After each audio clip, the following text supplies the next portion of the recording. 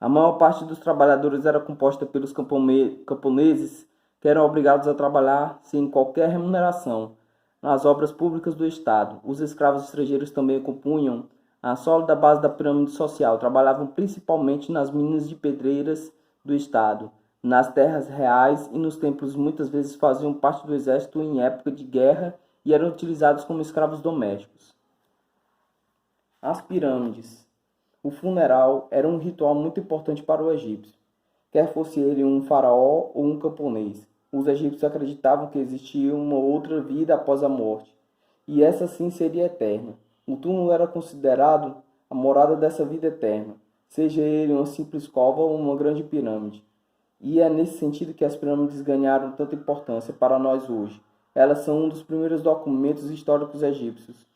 As pirâmides nos contam histórias, contam-nos sobre a sua organização, técnicas, conhecimentos e trabalho de um povo que acreditava que viver e não morrer era para sempre. A morte era apenas um acontecimento, um estágio. A pirâmide era o local onde o corpo seria preservado. Segundo a religião dos egípcios, a mumificação garantia que o corpo permanecesse intacto até a alma pudesse reencontrá-lo novamente. Havia técnicos especializados para o trabalho de mumificação. Primeiro extraía-se cuidadosamente as vísceras do cadáver, que eram guardados em vasos. Depois mergulhavam em uma mistura de água e carbonato de sódio, e aí permanecia por 70 dias.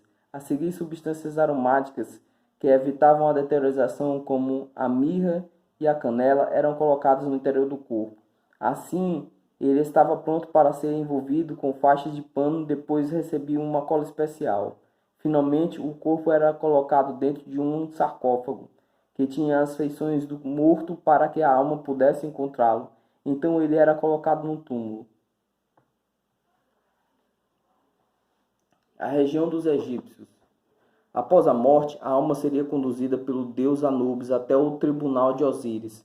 Levaria consigo o livro dos mortos, redigido pelos escribas e que testemunhava suas virtudes, e seria julgada pelo deus Osíris na presença de 42 deuses. Seu coração seria colocado num dos pratos de uma balança e deveria pesar menos que uma pena que se encontrava no outro prato.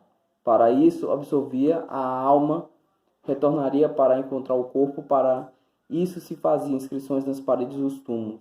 Mas se fosse condenada, a alma seria devorada por uma deusa com cabeça de crocodilo. Os egípcios adoravam muitos deuses, por isso eram politeístas. Alguns representavam o poder da natureza, como o sol, a terra e a lua. Outros representavam as ideias como a verdade e a justiça. E outros ainda misturavam a forma humana e animal. Estes eram os deuses antropomórficos. De todos os deuses cultuados, o deus solar, Ra, depois chamado de Amon-Ra, era o mais importante. E Osíris era o mais popular em todas as camadas sociais. Amon-Ra era o deus criado de todos os deuses e navegava com sua barca sagrada pelo céu. Amon-Ra adquiriu tanta importância que uma cidade chamada Heliópolis foi edificada para seu culto. Para chegar ao templo, foi construída uma avenida ladeada de esfinges e obeliscos. A influência política dos sacerdotes de Heliópolis ameaçou muitas vezes o poder do próprio faraó. O Antigo Império, 3200 a.C. e 2300 a.C. A época dos primeiros faraós foi conhecida como Antigo Império. Foi nesse período que os faraós tornaram-se grandes edificadores. O tijolo foi substituído pela pedra para se construir as pirâmides. Sob forte controle do Estado, por volta do século 27 a.C., ergueram-se as pirâmides de Quéops, Quefren e Miquerinos, faraós da quarta dinastia, e a esfinge de Gizé. O território se estendeu e o comércio marítimo do Mediterrâneo oriental se ampliou. Quem construiu as pirâmides? É muito comum imaginar que as pirâmides foram construídas por escravos.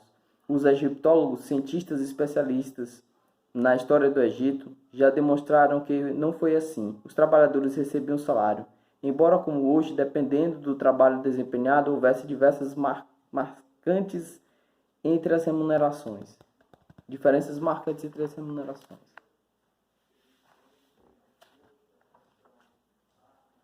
Por volta de 2300 a.C., a relativa estabilidade do antigo império foi interrompida por diversos problemas internos: diminuição das enchentes do Nilo, fome, peste, gastos do Estado e revoltas sociais. Em meio às disputas pelo poder, os chefes dos nomos tornaram-se mais independentes. Aos poucos, o poder centralizador do faraó ia desaparecendo. A crise política desorganizava a produção agrícola, fragilizando ainda mais a economia. Era o início de uma época de dificuldades, que facilitariam as invasões asiáticas. O antigo império chegava ao fim. Médio Império, 2000 a.C. a 1580 a.C. No século 22 a.C., os governantes de Tebas afirmaram seu poder e fundaram a 11ª dinastia dos Mentuhotep, dando início ao Médio Império. Com capital em Tebas, os canais de irrigação e contenção foram ampliados e as áreas de agricultura cresceram. O comércio também se desenvolveram maior contato com outros povos. A construção de templos e de tumbas marcavam a força de um Estado que privilegiava poucos e explorava comunidades camponesas. Questões sociais e econômicas mais uma vez alimentavam as pressões políticas e abalavam o poder dos faraós.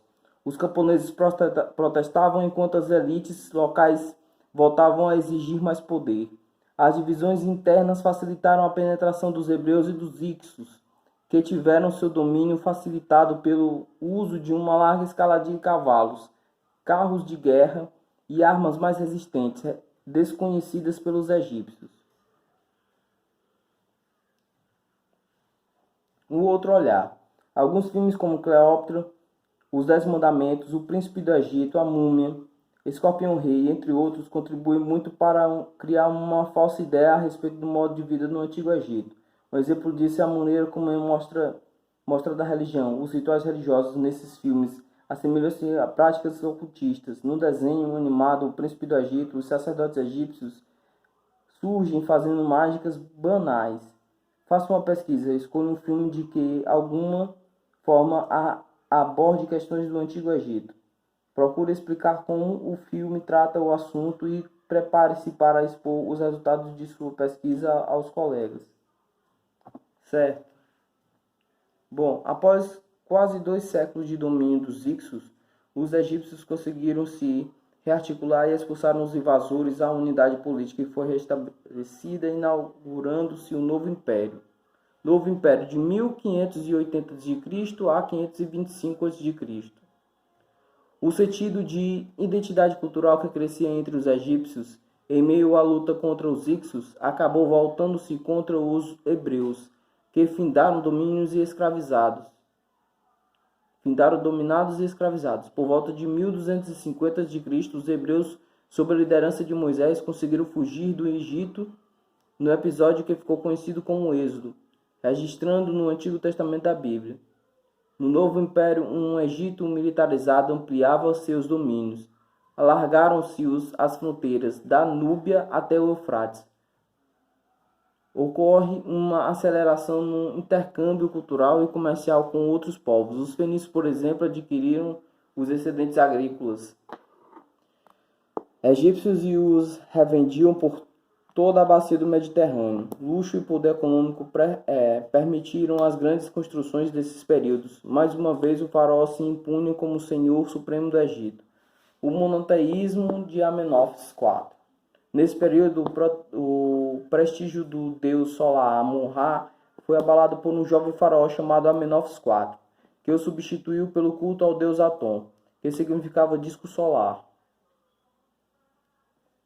O faraó posteriormente mudou seu nome para Akhenaton, que significa o Deus está satisfeito, e promoveu uma reforma religiosa que sucumbiu todo o império. Akhenaton decretou que a partir daquele momento todos os egípcios, incluídos os povos dominados sírios, palestinos e núbios, adorariam somente ao deus Atom, e nomeou-se